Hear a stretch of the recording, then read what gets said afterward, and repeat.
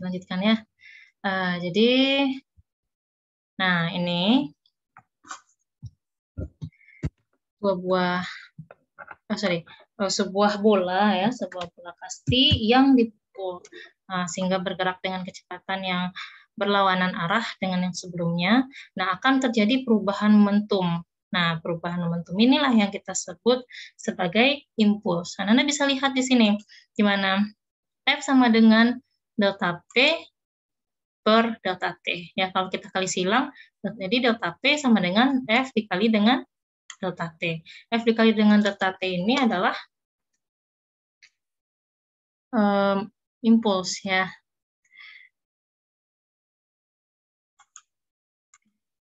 Nah,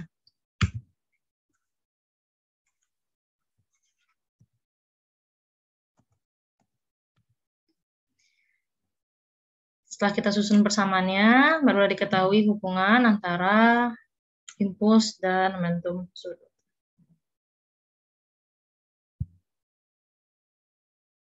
Oke. Lanjut.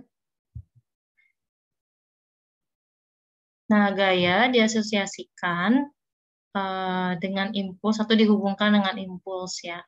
Dan ini merupakan sebuah permasalahan yang kompleks. Maksudnya gimana? Ya, tidak selamanya kan gaya yang diberikan kepada benda ini konstan. Nah, ketika gayanya tidak konstan, maka kita akan membutuhkan analisis yang lebih mendalam. Nah, ketika gayanya tidak konstan, maka kemungkinan grafik yang ditimbulkan bisa jadi seperti ini, Ananda. Awalnya kecepatannya meningkat, kemudian ketika sampai ke titik puncaknya ya, titik gaya maksimumnya, maka nanti setelah itu gayanya akan berkurang. Gayanya akan berkurang. Dan bagaimana cara kita menghitung impuls yang terjadi pada sistem tersebut? Ketika kita melempar bola ya, kita melempar bola kan kecepatannya makin lama makin tinggi tuh. Kemudian sesaat ketika bola itu dipukul, nah dia sudah mencapai gaya maksimum itu atau kecepatannya maksimum, nanti lama-lama pun juga akan berkurang gitu ya setelah dipukul. Nah, cara menghitung impuls dari grafik yang sudah diberikan ini adalah dengan cara menghitung luas di bawah grafik kan Anda. Grafik ini vertikalnya adalah gaya, kemudian yang horizontalnya adalah waktu di sini ya. Yang kita tahu impuls itu sama dengan gaya dikali waktu. Itu kalau misalnya kita hitung berapa sih impuls yang diberikan dengan selisih waktu yang sangat kecil ya, itu bisa kita menggunakan integral dan diferensial ya, limit ya, menggunakan limit. Jadi bisa kita tulis seperti ini. Ibu nggak tuliskan ya, Ibu lisankan aja. I sama dengan integral dari F dt. Dimana limit delta T menuju 0 gitu ya. F kali delta T. Nah, karena di sini kita melihat ada integral ya, I sama dengan integral F dt, maka impuls yang akan kita cari dari grafik ini bisa kita gunakan persamaan integral dari F dt untuk mendapatkannya. Nah, untuk integral itu sendiri Anda udah belajar ya, bagaimana cara mengintegralkan suatu fungsi. Jadi di sini nanti yang akan berupa fungsi itu adalah gayanya yang akan berupa fungsi itu adalah gayanya yang akan berubah dengan variabel waktu seperti yang terlihat pada grafik ini ya, gayanya berubah-ubah seiring perubahan waktu. Jadi nanti gayanya itu adalah variabel waktu. Jadi coba kita lihat ya seperti apa soalnya. Oke. Nah ini contoh dari momentum impuls ya yang terjadi dalam kehidupan kita sehari-hari. Coba kita lihat kalau hujannya, ini maksudnya hujannya seperti ini ya, deras gitu. Terus aliran hujannya itu tegak lurus terhadap permukaan bumi. Terus kita pakai payung, apa yang terjadi tuh? Yang di bawah payung itu nggak kena hujan kan pastinya ya. Iya, Bu. Jadi kalau misalkan hujannya tuh malah hujan batu es gitu ya, hujan es. Nah, kayak apa yang terjadi pada apa sih permukaan dari payungnya itu? Anda bisa lihat tuh, coba ada ini kan kayak eh, panah, panah-panah ya. Panah-panah di sini maksudnya batu esnya tuh terpantul-pantul gitu loh di atas permukaan payung. Kan permukaan payung tuh ini ya, apa sih istilahnya itu eh, bukan elastis apa ya? Kalau air hujan, airnya bakalan jatuh aja tuh. Karena kalau air itu kan lebih lebih em, dibandingkan dengan zat padat, zat cair itu lebih fleksibel bentuknya ya, fleksibel bentuknya. Jadi kalau misalkan batu seperti ini, hujan batu es seperti ini, maka pas dia itu menyentuh permukaan payung, dia tuh akan terpantul-pantul gitu loh. Itu maksudnya. Ya, oke. Lanjut. Nah, ini penjelasannya nih. The person standing under the umbrella experiences rain, hujan seperti biasa gitu ya. Kemudian tiba-tiba menjadi hujan batu es, jadi hail itu hujan batu es. Is the force required? Apakah gaya dibutuhkan untuk memegang umbrella, memegang payungnya lebih besar atau lebih kecil, atau sama dengan ketika memegang payung ketika hujan biasa? Di mana lebih lebih membutuhkan gaya yang lebih besar kira-kira menurut Anda? Yang hujan batu, Bu. Oh, hujan Dan batu. es. Hujan batu, Bu. Good. Ya, kenapa? Karena gaya yang diberikan oleh hujan batu pun lebih besar ya daripada gaya yang diberikan oleh air hujan. Begitu. Betul, ya. Betul jawabannya. The impulse and force are greater in the hail. Lebih besar ketika terjadinya hujan batu. Oke, lanjut. Ini adalah kesimpulan yang Ibu jelaskan di awal tadi ya. Ketika F-nya besar, delta T-nya kecil, itu akan sama dengan F-nya kecil, delta T-nya besar. Coba kita baca nih, paragraf kedua. The theorem, teori ini, nah, diaplikasikan pada desain helm, bicycle, ya, motorcycle ataupun sepeda gitu ya. The material inside a bike safety help meningkat meningkatkan impact dari waktu.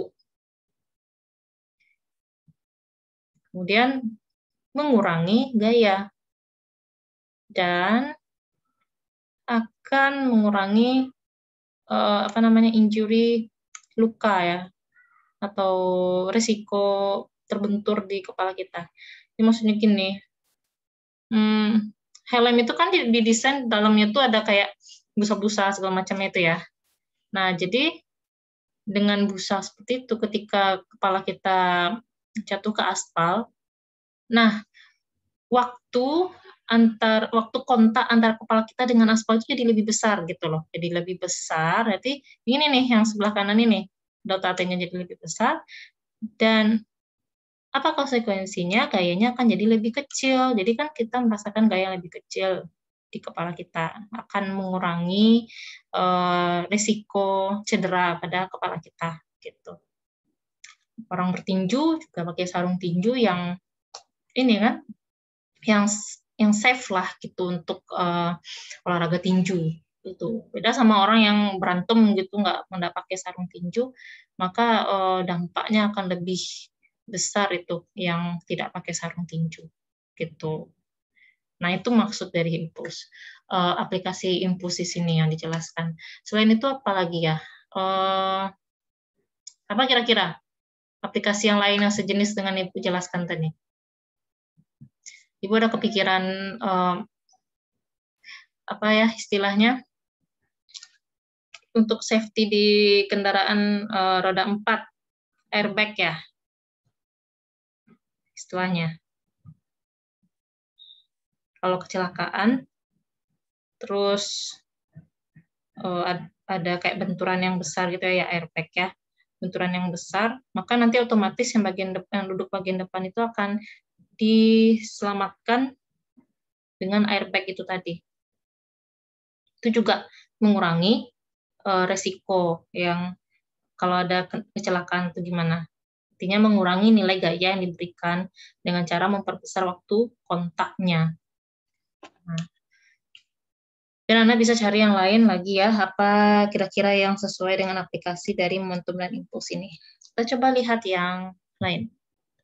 Selanjutnya, conservation of momentum, hukum kekekalan momentum. Tapi kita biasakan lah ya menyebutkan itu bukan hukum kekekalan ya, karena kalau kata kekal itu lebih baik diganti dengan konservasi. Konservasi itu sebenarnya berbeda loh dengan kekal, cuman nggak tahu lah ya, translatean dari Inggris ke Indonesia itu tiba-tiba menjadi kekal gitu, padahal kekal itu hanya milik Tuhan ya kan. Jadi kita katakanlah hukum konservasi momentum gitu. Nah, momentum dari suatu objek tidak dapat berubah, ya, tidak dapat berubah kecuali ada external force, ada gaya luar yang bekerja pada objek. Sama halnya seperti kita bahas tentang apa? Gaya konservatif, Ananda. Gaya konservatif itu gaya yang tidak dipengaruhi oleh keadaan luar. Contohnya apa? Gaya berat pada tubuh kita. Ya, gaya berat pada tubuh kita itu adalah gaya konservatif. Kalau gaya gesekan bukan gaya konservatif. Nah, lanjut. Karena impuls itu adalah perubahan momentum, ya.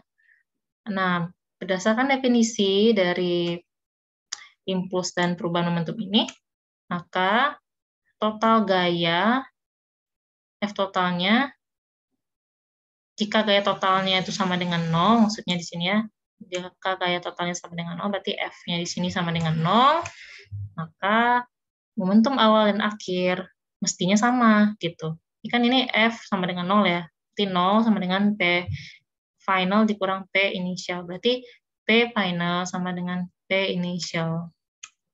Nah, inilah yang kita sebut sebagai momentum conservation, keadaan konservasi momentum. Ketika momentum awal sama dengan momentum akhir. Nah, ingat kembali ketika kita membicarakan tentang bola karet yang tadi ya, momentum awalnya kan sama sebenarnya dengan momentum akhir tuh, tapi arahnya aja yang berbeda. Ya, coba diingat lagi tadi ya. Nah, ini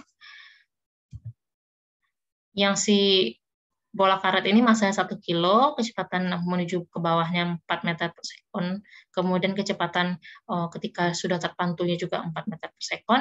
Nah, ini si bola karet itu kan sebenarnya punya nilai momentum yang sama, 4 gitu. Ini kan minus 4 tuh karena tadi arahnya gitu, tapi nilainya sebenarnya 4 gitu.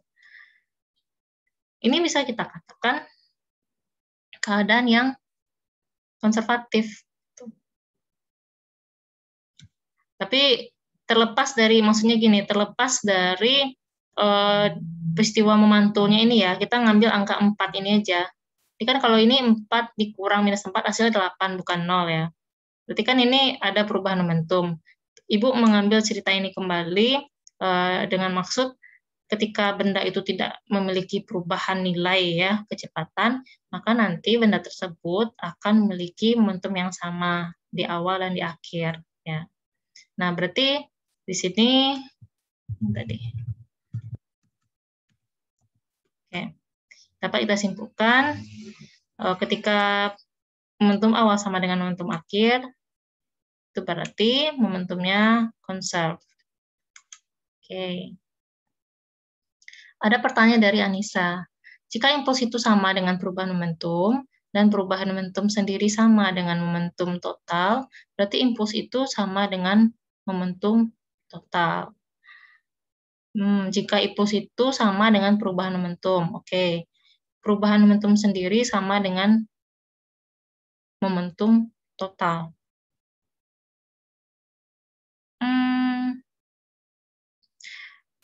Momentum total. Oke, momentum total sepertinya istilah momentum total itu agak berbeda ya maknanya dengan perubahan momentum. Nah, kalau momentum total itu jadinya ada sebuah sistem yang terdiri dari beberapa objek.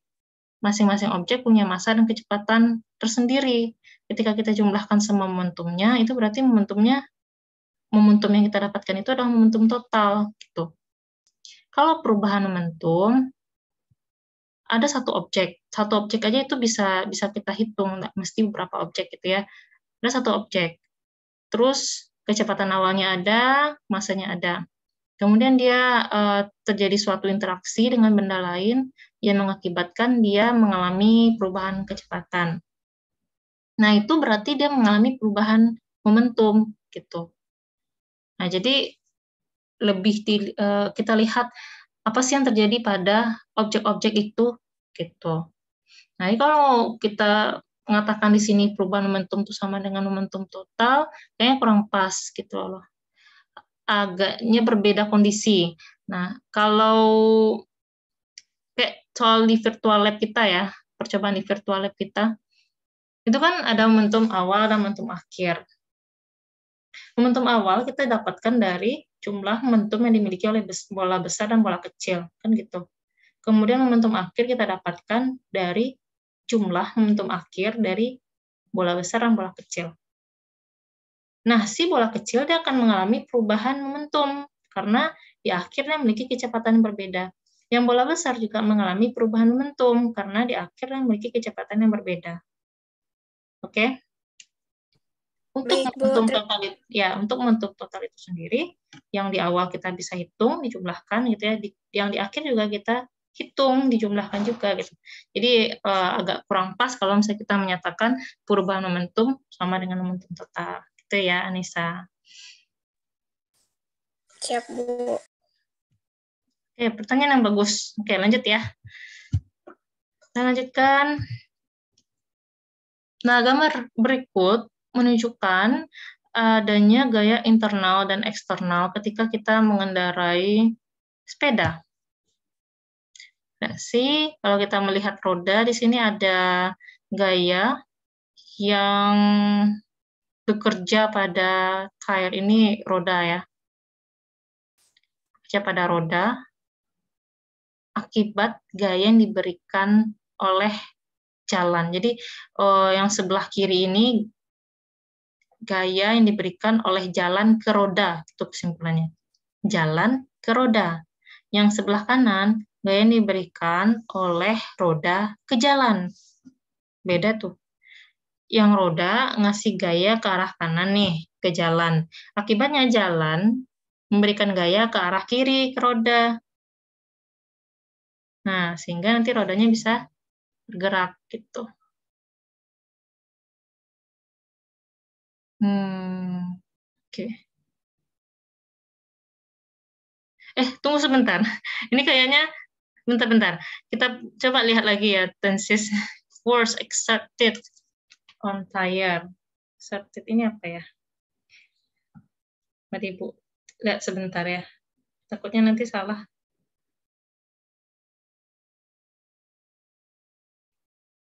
Digunakan, kayak digunakan oleh roda dari jalan. Oleh roda dari jalan. Oke, maksudnya gini loh. Kita ambil titik. Sebentar. Nah, perhatikan titik yang ada di sini ya. Titik roda yang ada di sini. Nanti rodanya itu kan akan berputar berlawanan jarum jam ya. Berlawanan jarum jam.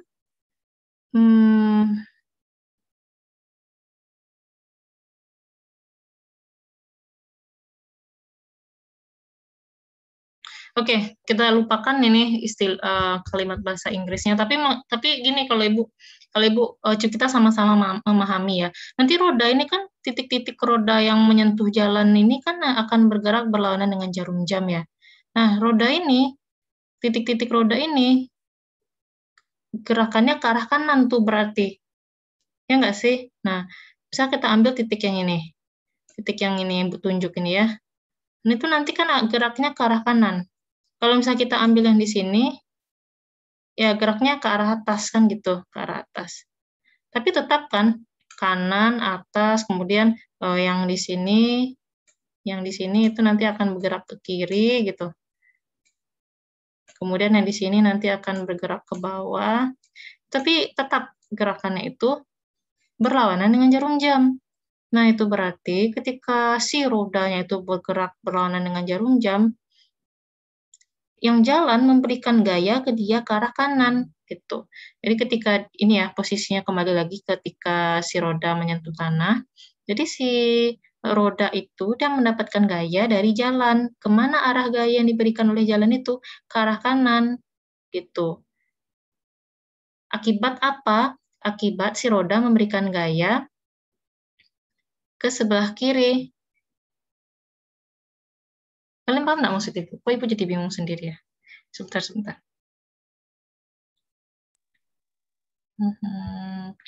Force accepted on road by tire.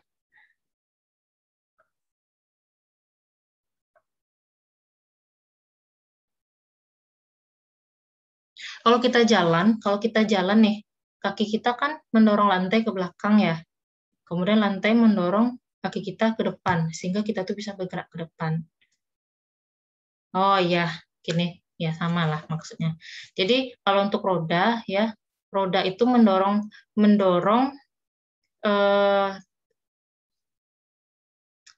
jalan ke belakang. Kemudian jalan mendorong roda ke depan gitu. Akibatnya si roda itu akan bergerak berlawanan dengan arah jarum jam. Nah, seperti itu. Kalau kita lihat dari konteks bahasa Inggrisnya ya, force exerted on tire by road, berarti oleh si jalan, gaya yang digunakan oleh roda dari jalan. Berarti gayanya dari jalan, digunakan oleh siapa? Oleh roda. Berarti gayanya dari jalan ke roda. Jalan ke roda. Sama kayak kita memberikan gaya ke lantai, nanti lantai memberikan gaya ke kaki kita. Arahnya ke depan. Nah, ini juga kan arah dari force exerted on tire by road. Ini kan berarti arahnya juga ke depan nih, gerak maju. Sebaliknya, force exerted on road by tire itu artinya gaya yang digunakan oleh jalan. Nah, diberikan oleh siapa? Oleh si roda. Arahnya ke belakang. Itu sama dengan gaya yang diberikan oleh telapak kaki kita ke lantai. Kemana arahnya? Ke belakang. Karena kan kita kayak, coba ada jalan gitu kan, kita merasakan kaki kita tuh kan mendorong ke belakang tuh. Akibatnya lantai juga mendorong kaki kita kemana? Ke arah depan. Makanya badan kita bisa maju ke depan. Gitu. Oke ya, clear ya masalah roda. Kemudian kalau misalnya kita lihat yang di stang ini ya. Nah, yang ke arah depannya itu apa? Nah, sama kayak tadi, diberikan oleh siapa? Diberikan oleh rider atau pengemudinya. Di gayanya yang diberikan atau dikerjakan oleh si pengemudi pada handlebar. Handlebar itu apa? Kayuhannya gitu ya. Nah, itu ke arah depan. Ke arah belakangnya apa? Gaya yang diberikan oleh apa nih? Apa nih, aduh. bentar ya, Kamu lupa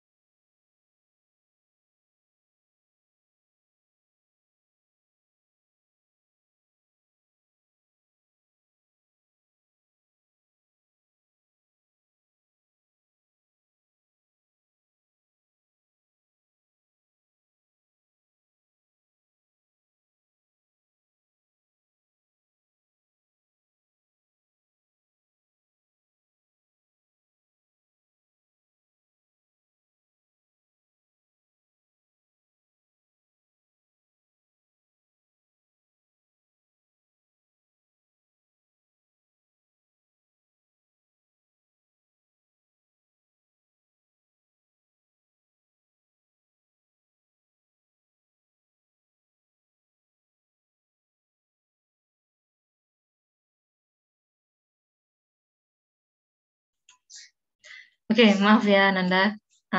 Sedikit apa. Oke, kita lanjutkan. Nah, jadi ini tadi ke arah depan itu gaya yang dikerjakan oleh si ridernya tadi pada stangnya ya. Sedangkan gaya yang ke arah belakangnya itu adalah gaya yang dikerjakan lawannya, berarti gaya-gaya yang diberikan oleh si handlebarnya itu ke si ridernya ya. Dan kita kalau pakai ya megang stang itu kan kita dorong ke depan ya. Nah, maka yang stang itu juga akan dorong tangan kita ke belakang. Nah, itu maksudnya. Oke, kita lanjutkan. Selanjutnya itu materinya tentang, nah, kalau misalnya ada external force ya, only external forces yang dapat mengubah dari momentum sistem. Kalau internal forces, dia have not effect, nggak ada efeknya pada perubahan momentum pada sistem. Kenapa gitu ya? Kenapa hal ini bisa terjadi? Kenapa hanya internal force aja, external force aja yang dapat mengubah momentum sistem?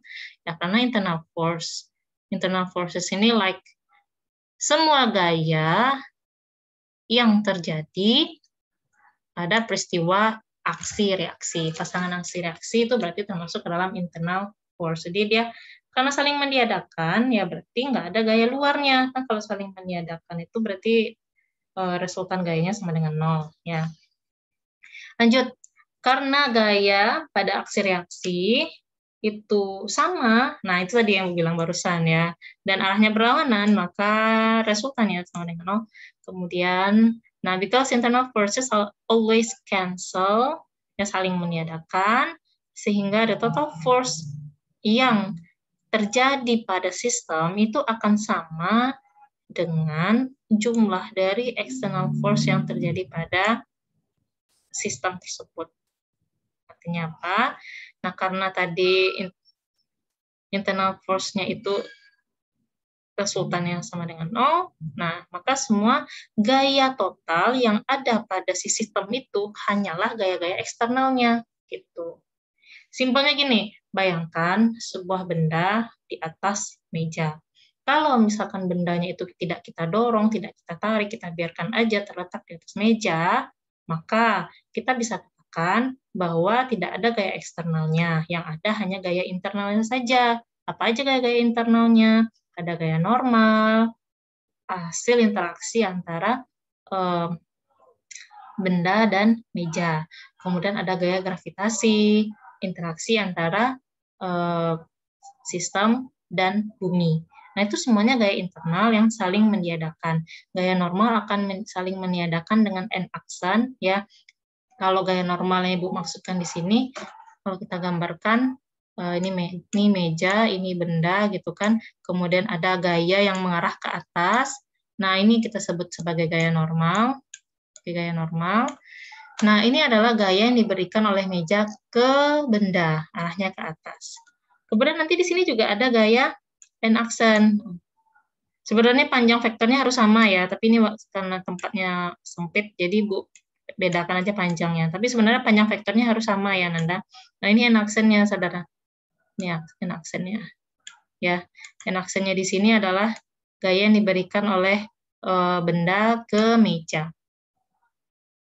Saling meniadakan, karena itu adalah gaya internal. Dan resultannya sama dengan 0. Nanti sistem dengan bumi juga ada gaya berat, ya kan? Bumi menarik sistem, ada gaya berat sebesar W. Nah, sistem juga menarik bumi, ada gaya berat sebesar W aksen. Gimana bentuknya? Ya, misalkan ini bumi, gitu ya. Ini titik pusat bumi nih. Nah, terus ini ada benda. Nah, benda ini kalau kita tarik panah dari titik tengah benda itu gaya beratnya ya. Ini gaya berat yang dimiliki oleh si benda. Oke, benda kan juga menarik bumi. Nah, maka